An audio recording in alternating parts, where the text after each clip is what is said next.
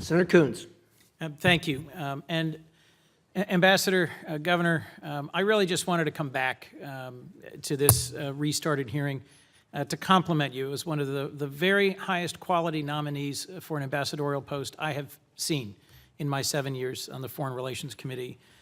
In our personal meeting and then in your opening statement, I think you represent the very best of public service and of leadership at home and abroad. And you have answered clearly, forcefully, and directly a whole series of questions I had for you, whether about your willingness to continue meeting with opposition figures, standing up for human rights, the value of our Western European allies, many others. So to you and to Mary Kay, to your beautiful family, thank you for your dedication to public service.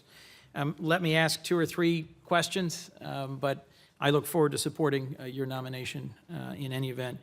How do you think we could more successfully counter Russian disinformation campaigns in Western Europe? And as we talked about in my office, our core challenge here is raising the costs for Russia of their continued interference and of their continued illegal actions in Ukraine and in other places in the world. And do you think it is critical that we maintain sanctions on Russia until they end their destabilizing actions in Ukraine and end meddling in European elections? Or could you imagine a path where we would lighten some sanctions and not others? Obviously, given the action of this committee, we would have a hand in any decision on that front. My sense, Senator, and thank you so very much for those warm comments that you previously made. I think Ukraine becomes very much a centerpiece here when we look at sanctions. We have maybe 5 rungs of sanctions when you count the Magnitsky Act as well. And I think a lot of the barometer on where the relationship goes will be based on Ukraine and the kind of success we have in the Donbas area, living up to the Minsk Accord.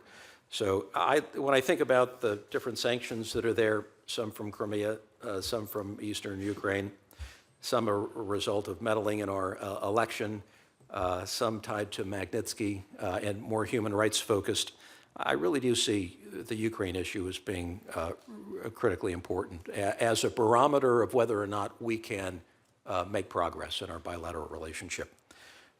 With respect to the kind of hybrid warfare that we're seeing, which includes malign activity, goes well beyond conventional warfare that my generation was accustomed to, as was yours growing up, where you put equipment on the field and you practice, you train, and you hopefully never have to go to war, to what we see today, which is very different. And it includes disinformation campaigns, networks that are dedicated to the dissemination of news of different sources, where we see the support of political movements on the extreme end, for example, all kind of in the category of malign activities that are now focused on Europe and specifically the periphery just adjacent to Russia's western border.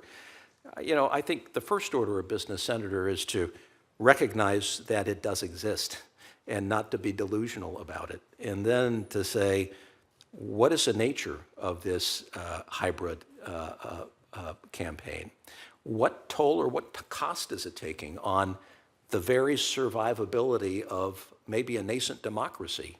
Because I think that's the target, to undercut the credibility of the political system, which is the most nefarious approach that one can take to another nation state. And then I think we have to say, what are the options in terms of the tools that one might have? There may be some options on the technology side with the private sector that would be worth looking at, and I think that we always ought to be exploring private sector technology approaches.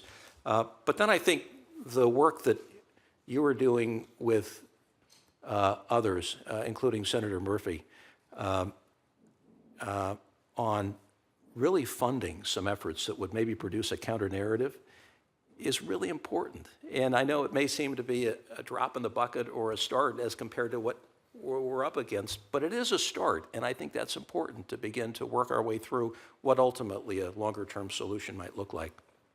Well, I appreciate in your written statement, in your opening statement, and in our private conversation, the clarity and the forcefulness of your view about Russia's malign actions in our election, in the region, against our alliances in Western Europe, the ongoing threat they pose to human rights, both at home and around the world, and your commitment to joining with us and working to advance American values in this context. So I very much look forward to working with you. Thank you. Thank you, Senator. Senator Murphy.